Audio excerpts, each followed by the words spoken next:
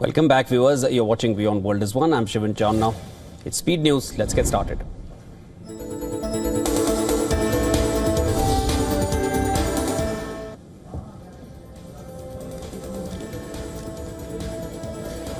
Reports suggest that Egypt and Qatar are working with the US on the next stage of ceasefire hostage release deal. According to a report in the Haaretz Daily, the next stage of the truce would include talks to end the war in Gaza. The report also claims that Egypt has put forward a proposal under which Hamas would demilitarize under Cairo's supervision. Currently, Hamas has a delegation in Egypt, but it has not publicly confirmed receiving such a proposal.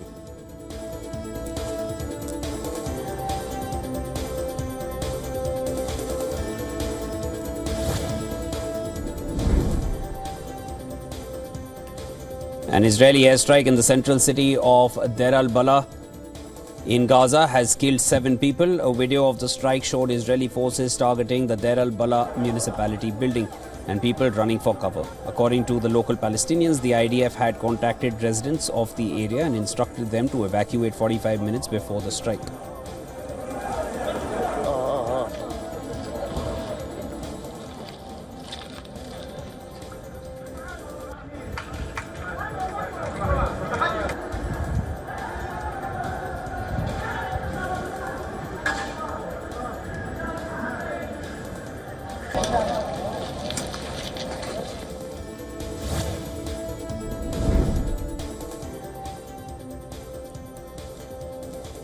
Iran-backed Houthi rebels claimed to have fired 2 ballistic missiles at Israel, but the IDF reported only 1 missile which reached Israel, which they claimed to have intercepted successfully. In a video statement, Houthi military spokesperson Yahya Saraya claimed that the missiles targeted the Sdot Misha base in Ashdod and the Ben Gurion airport in Jaffa. While there were no reports of injuries or damage due to the missile attack, shrapnel from the interception fell in the Hebron area in occupied West Bank. The missile attack triggered air raid sirens in Tel Aviv and Jerusalem, with the sound reaching the Bethlehem area.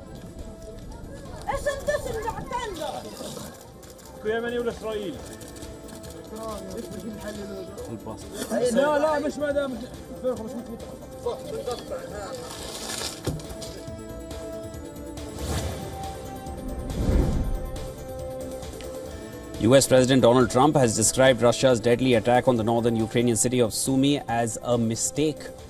Speaking to reporters aboard Air Force One en route to the White House, Trump declined to specify who had briefed him on the matter. The attack, which took place on Sunday, saw 2 Russian ballistic missiles strike the heart of Sumy, killing 34 people and injuring 117 in the deadliest assault on Ukraine this year. When pressed about whether he meant the attack was unintentional, Trump simply repeated that it was a mistake, but offered no further details. The US president also commented that this is Biden's war, not mine. US Secretary of State Marco Rubio cited the attacks as the main reason why the Trump administration is putting so much time and effort into trying to end the war and achieve durable peace. US Special Envoy to Ukraine Keith Kellogg said the attack on civilian targets crossed any line of decency.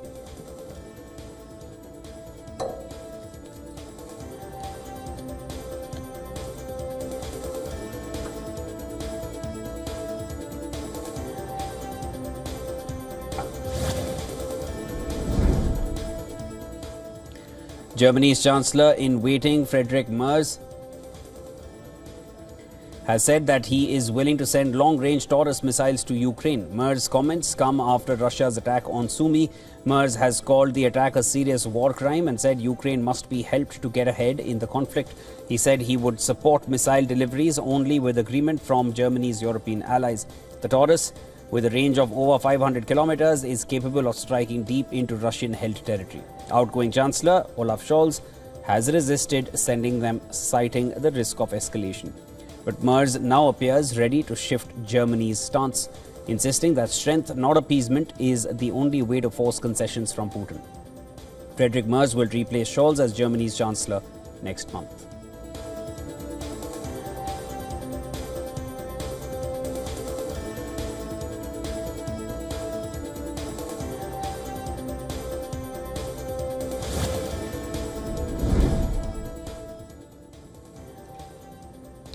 The official residence of Pennsylvania Governor Josh Shapiro was set on fire in a suspected arson attack. Police have arrested a man for alleged arson and terrorism. No casualties were reported. Governor Shapiro and his family were at home when the fire broke out. They were evacuated immediately. Authorities said that while the fire was successfully extinguished, it caused a significant amount of damage to a portion of the residence. Shapiro said that him and his family were woken up by a police trooper who banged on their door at around 2 a.m. local time. He said that the trooper safely evacuated his family, including his children and their dogs. Speaking to reporters outside his residence, Shapiro thanked the Pennsylvania State Police. He said that it was a targeted attack and made a forceful appeal for an end to political violence.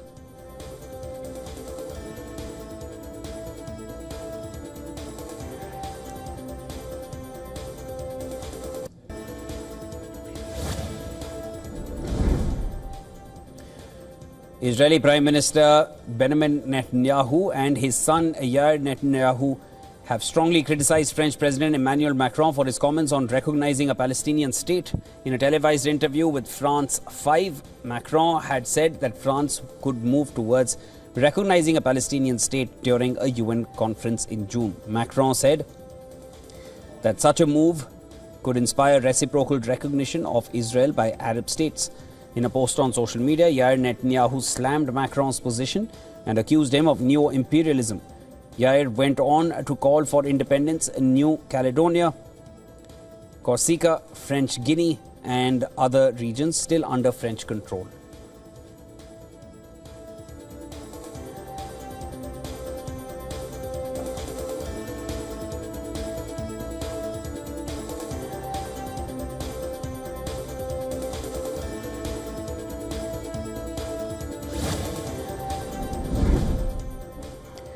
Turkey's historic Hagia Sophia mosque is undergoing renovation in a bid to protect its domes from seismic activity. The new phase of restoration for the 1500-year-old landmark includes reinforcing its domes.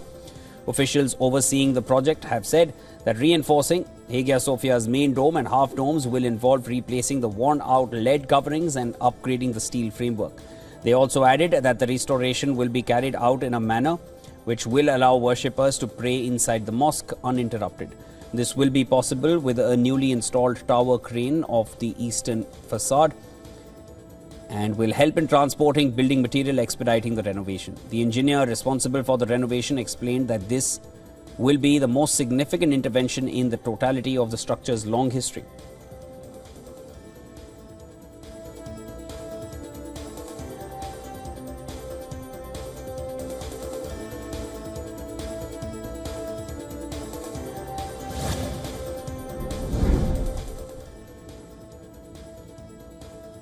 Brazil's ex-president Jair Bolsonaro has undergone a successful intestinal surgery in Brasilia.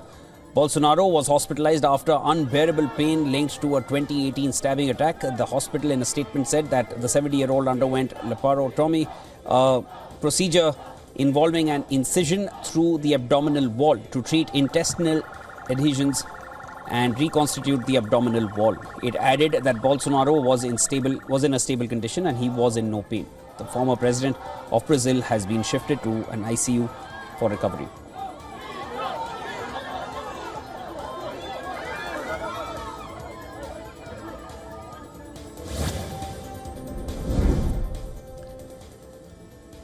Ecuador's incumbent president Daniel Noboa has claimed victory in Ecuador's presidential polls. With 90% of votes counted, the National Election Council has said that Noboa has an unassailable lead over his rival Luisa Gonzalez.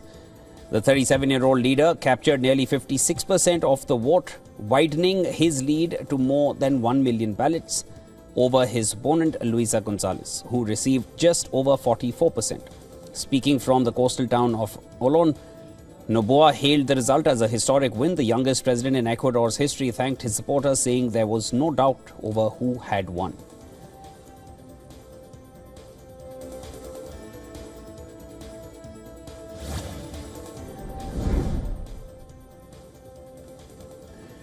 Gabon's military leader, General Brice Oligui, has won the country's presidential election. The military leader had seized power in August 2023, ending the nearly 60-year Bongo family rule.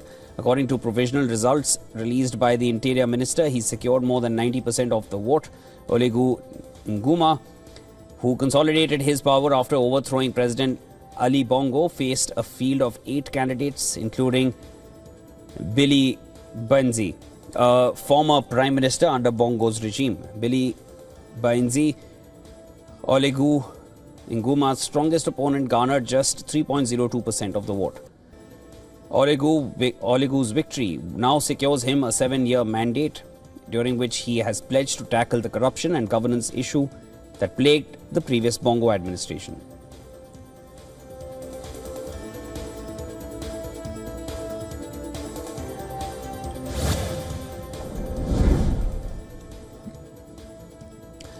Amid heightened trade tensions with the US over tariffs, Chinese leader Xi Jinping called for stronger industrial and supply chain cooperation with Vietnam and wider collaboration in emerging fields.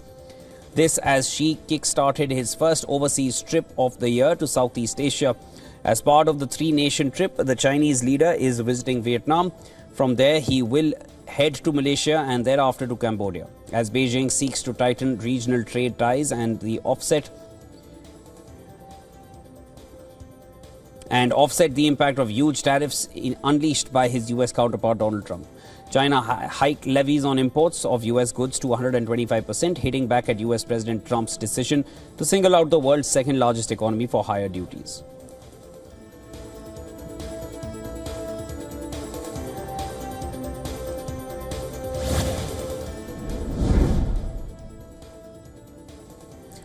The criminal trial of former South Korean President Yoon Suk-yeol has begun, with the impeached leader in court to defend himself against charges of insurrection over his short-lived declaration of martial law in December of last year, which lasted only 6 hours.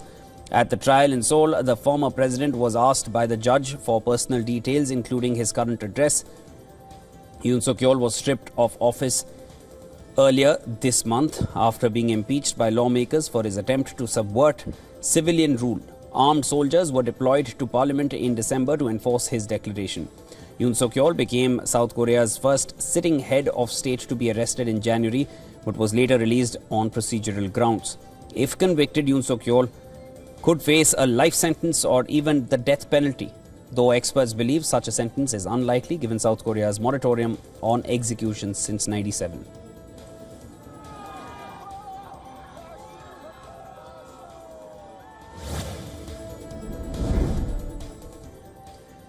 Fugitive Indian diamond merchant Mehul Choksi has been arrested in Belgium on the behest of India's Central Investigation Agency. Choksi is wanted in a $2 billion bank fraud. Choksi's arrest was based on 2 non-bailable warrants issued by a Mumbai court dated May 23, 2018 and June 15, 2021. According to people familiar with the development, Indian officials had earlier asked Belgium to initiate extradition proceedings after locating Choksi in the country. Sources said he was allegedly planning to move to Switzerland for medical treatment at a cancer hospital. In 2018, Mehul Choksi and his nephew Nirav Modi were booked by the Enforcement Directorate and the CBI.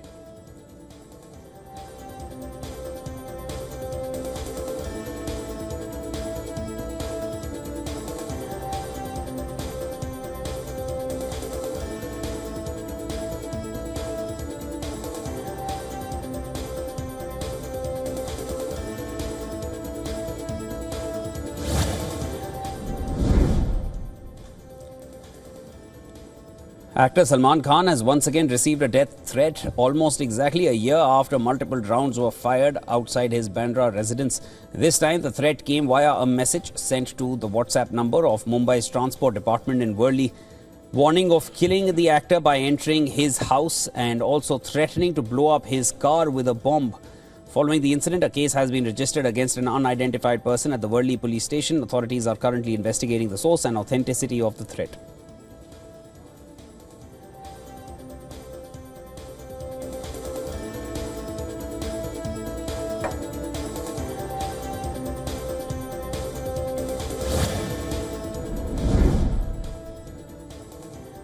Gujarat Anti-Terrorist Squad, the ATS, and the Coast Guard have seized 300 kilograms of drugs which were dumped into the Arabian Sea before fleeing across the international boundary line. The value of the drugs is estimated to be over 1,800 crore rupees. The seized contraband is suspected to be methamphetamine and has been handed over to the ATS for further probe. This is according to an official release of the Indian Coast Guard. The ATS and the Coast Guard carried out the joint operation near the international maritime boundary line in the Arabian Sea off Gujarat on the intervening night of April 12th and 13th.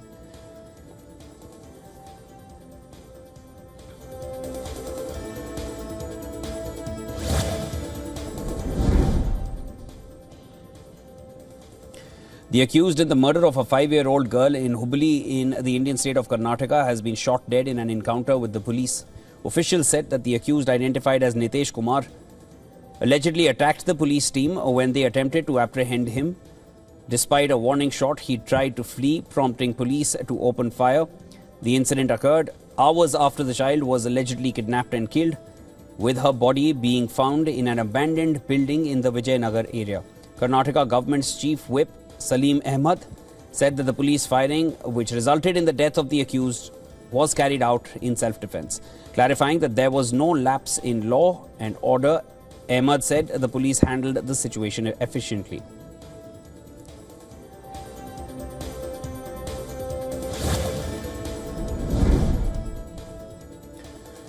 All right, some climate updates next. Raging wildfires have ripped through hundreds of hectares in Mexico's southern state of Oaxaca. According to reports from Mexican media, the wildfires have consumed some 500 hectares of land, with strong winds driving the flames into neighboring towns. Local residents have called for urgent help to extinguish the fire. Mexican authorities have dispatched firefighting brigades, and some 80 local volunteers have joined the efforts to extinguish the flames.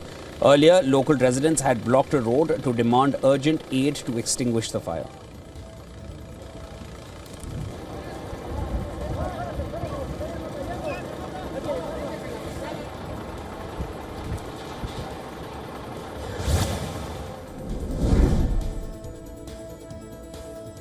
Over to some business updates. Goldman Sachs expects oil prices to decline through the end of this year and next year. This comes amid rising risk of a recession and higher supply from the OPEC group. Given the weak growth outlook amid a global trade war, the bank expects that oil demand will rise by 300,000 barrels per day between the end of last year and the end of 2025.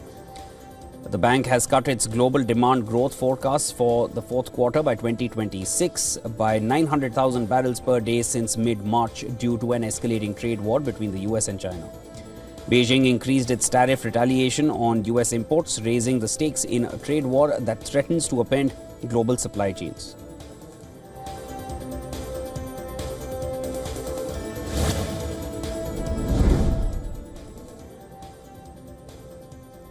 The US dollar continued its free fall for the fifth consecutive day. Traders looked past a reprieve on the imposition of certain electronic tariffs and after President Donald Trump downplayed his exemption for the tech sector.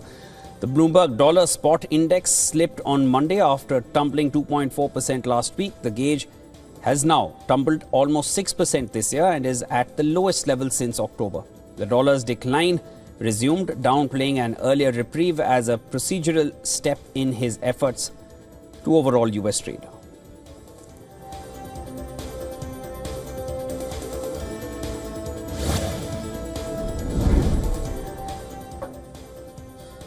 Major stock indexes bounced in Asia on Monday and Europe looked set to follow suit.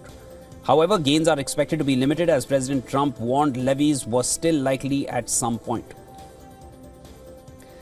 Still, just the prospect of a pause was enough to lift S&P 500 futures 1.2%, while Nasdaq futures rose 1.4%. The S&P 500 rallied 5.7% last week, but was still more than 5% below where it was before the reciprocal tariffs were first announced in early April. In commodity markets, global uncertainty was proving a windfall to gold prices, which surged to all-time peaks on Monday.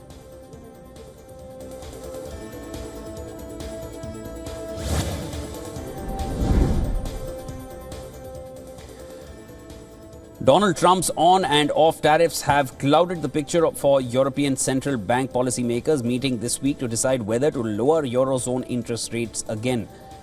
After 5 straight cuts that brought the central bank's borrowing costs down from historic highs, the ECB looked open to declaring a pause in its monetary policy easing on Thursday. But analysts believe that Trump's move to impose sweeping tariffs on the EU and the rest of the world increased the chances of another reduction in interest rates. Even after the US president last week announced a 90-day pause in the implementation of higher duties on many countries, leaving just a global baseline 10% tariff intact, the probability seemed higher.